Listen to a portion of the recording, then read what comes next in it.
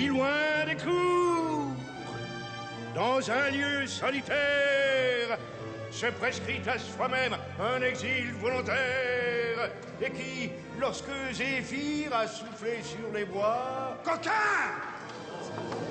N'était-ce pas interdit pour un mois? Qui est-ce? C'est lui, j'ai gagné. Roi des pitres, hors de scène à l'instant. Ah, monsieur... Tu récalcitres? Chut, assez! Montfleury, jouez! Ne craignez rien. Mais qui loin des cours, dans un lieu seul... Eh bien, faudra-t-il que je fasse, ô monarque des drôles, une plantation de bois sur vos épaules? Qui... Disparaît! Qui loin des cours... Ah! Je vais me fâcher! Venez à mon secours, messieurs. Mais jouez donc! Gros homme, si tu joues, je vais être obligé de te fesser les joues. Assez! Que les marquis se taisent sur leur banc. Ou bien je fais tâter ma canne à leur ruban. J'en ai trop! Montfleury! Que Montfleury s'en aille ou bien je le laisse en rire et le désentripaille. Qu'il sorte! Mais monsieur! Ce n'est pas encore fait. Bon, je vais sur la scène en guise de buffet découper cette mortadelle d'Italie. Vous m'insultez, monsieur. Vous insultez Thalie.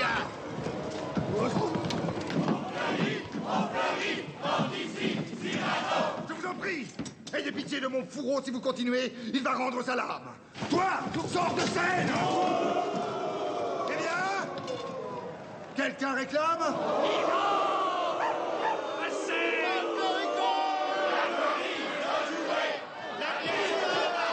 Si j'entends encore une fois cette chanson, je vous assomme tous. Vous n'êtes pas Samson!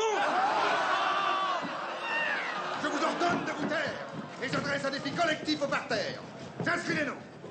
Approchez-vous, jeune héros. Chacun son tour. Je vais donner des numéros. Allons.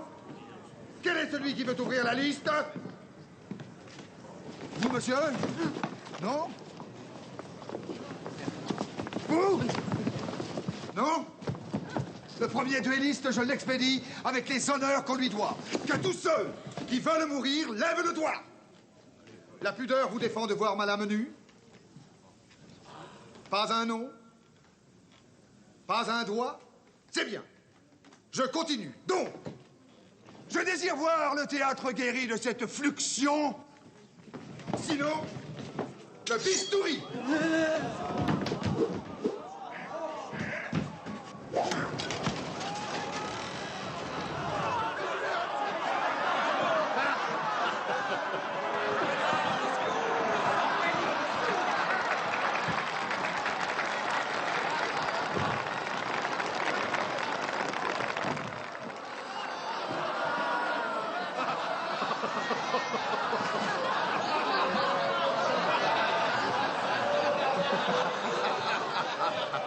Noble seigneur!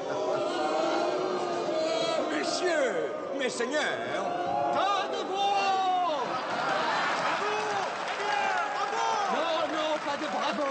Le gros tragédien dont vous aimez le ventre s'est senti mal, très mal. Il dut sortir. Qu'il rentre!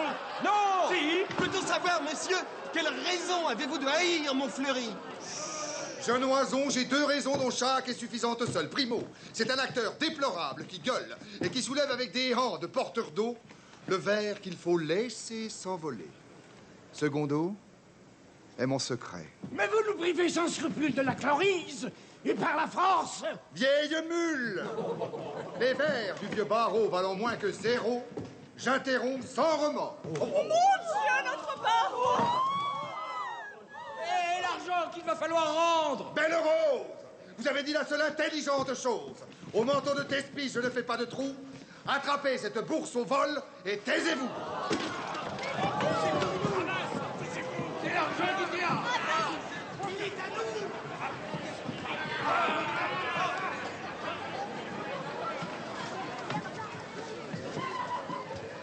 Attaquer Montfleury, mais c'est fou, quel scandale! Lui qui est protégé par le duc de Candale. Avez-vous un patron? Non. Un protecteur? Non. Quoi, pas un grand seigneur pour couvrir de son nom? Non, et je dis deux fois, faut-il donc que je triste? Non, pas le protecteur, mais une protectrice. Bon, tournez les talons maintenant. Mais... Tournez! Ou dites-moi, pourquoi vous regardez mon nez? Moi? Qu'a-t-il d'étonnant? Votre grâce se trompe. Est-il molle et ballant, monsieur, comme une trompe? Mais tu portais les yeux, j'avais su me garder. Et pourquoi, s'il vous plaît, ne pas le regarder? J'avais. Il vous dégoûte, alors? Monsieur. Malsaine vous semble sa couleur? Monsieur. Sa forme obscène? Pas du tout. Pourquoi donc prendre un air dénigrant? Peut-être que monsieur le trouve un peu trop grand? Je le trouve petit, tout petit, minuscule. Hein? Comment? M'accuser d'un pareil ridicule, petit, mon nez? Oh là! Ciel! Énorme, mon nez! Ville Camus, Saucamard, tête plate. Apprenez que je m'enorgueillis d'un pareil appendice, attendu qu'un grand nez est proprement l'indice d'un homme affable, bon, courtois, spirituel, libéral, courageux, tel que je suis, et tel qu'il vous est interdit à jamais de vous croire, déplorable maraud. Car la face sans gloire que va chercher ma main en haut de votre col est aussi dénuée de fierté, d'envol, de lyrisme, de pittoresque, d'étincelles, de somptuosité, de nez, enfin, que celle que va chercher ma botte au bas de votre dos. Au secours! À la garde! Avis donc au badaud qui trouverait plaisant mon milieu de visage. Et si le plaisantin est noble, mon usage est de lui mettre, avant de le laisser s'enfuir, par devant, et plus haut, du fer, et non du cuir. Mais à la fin, il nous ennuie. Fanfaronne. Alors, personne ne va donc lui répondre. Personne? Attendez, je vais lui lancer un de ses traits.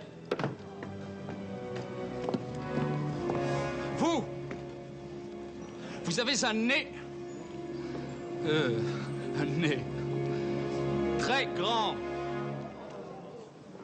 Vrai. Ah! C'est tout? Oui. Ah non, c'est un peu court, jeune homme. On pouvait dire, oh Dieu, bien des choses en somme, en variant le ton. Par exemple, tenez, agressif. Moi, monsieur, si j'avais atté le nez, il faudrait sur le champ que je me l'amputasse. Amical. Mais il doit tremper dans votre tasse. Pour boire, faites-vous fabriquer un ANAP descriptif. C'est un roc. C'est un pic, c'est un cap. Que dis-je? C'est un cap. C'est une péninsule. Curieux. De quoi sert cette oblongue capsule? D'écritoire, monsieur? Ou de boîte à ciseaux? Gracieux. Aimez-vous à ce point les oiseaux que paternellement vous vous préoccupâtes de tendre ce perchoir à leurs petites pattes? Truculent. Ça, monsieur, lorsque vous patinez, la vapeur du tabac vous sort-elle du nez sans qu'un voisin ne crie au feu de cheminée?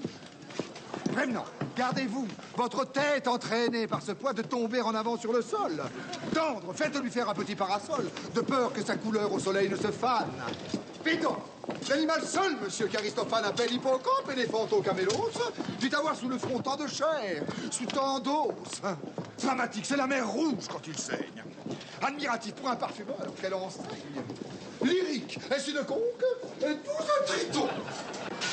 Naïf. Ce monument, quand le visite-t-on? Militaire, Pointez contre cavalerie! pratique. Voulez-vous le mettre en loterie? Assurément, monsieur, ce sera le gros lot. Enfin! Parodiant Pyrame en un sanglot! Le voilà donc ce nez qui, des traits de son maître, a détruit l'harmonie. Il en rougit, le traître. Voilà ce qu'à peu près, mon cher, vous m'auriez dit si vous aviez un peu de lettres et d'esprit. Mais d'esprit, oh, le plus lamentable des êtres, vous n'en eûtes jamais un atome. Et de lettres, vous n'avez que les trois qui forment le mot « sot ». Eussiez-vous eu d'ailleurs l'invention qu'il faut pour pouvoir me servir devant la galerie pareil assortiment d'amères moqueries, que vous n'en eussiez pas articulé le quart de la moitié du commencement d'une, car je me les sers moi-même, avec assez de verve, mais je ne permets pas qu'un autre me les serve.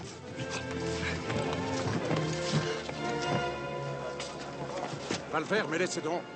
Ces grands airs arrogants. Un hobereau qui n'a même pas de gants. Qui sort son ruban, son bouffette, son ganse. Moi, c'est moralement que j'ai mes élégances. Je ne sortirai pas avec par négligence un affront pas très bien lavé, la conscience jaune encore de sommeil dans le coin de son œil, un honneur chiffonné, des scrupules en deuil, mais je marche sans rien sur moi qui ne reluise, en panaché d'indépendance et de franchise. Il suffit! Je n'ai pas de gants? La belle affaire. Il m'en restait un seul, d'une très vieille paire, lequel m'était d'ailleurs encore fort importun. Je l'ai laissé dans la figure de quelqu'un. Maraud, faquin, butor de pieds plats ridicule. Ah, et moi, Cyrano Savinien, Hercule de Bergerac. Bouffon. Aïe! Qu'est-ce encore qu'il dit? Il faut la remuer, car elle s'engourdit. Ce que c'est que de la laisser inoccupée. Aïe! Qu'avez-vous? J'ai des fourmis dans mon épée.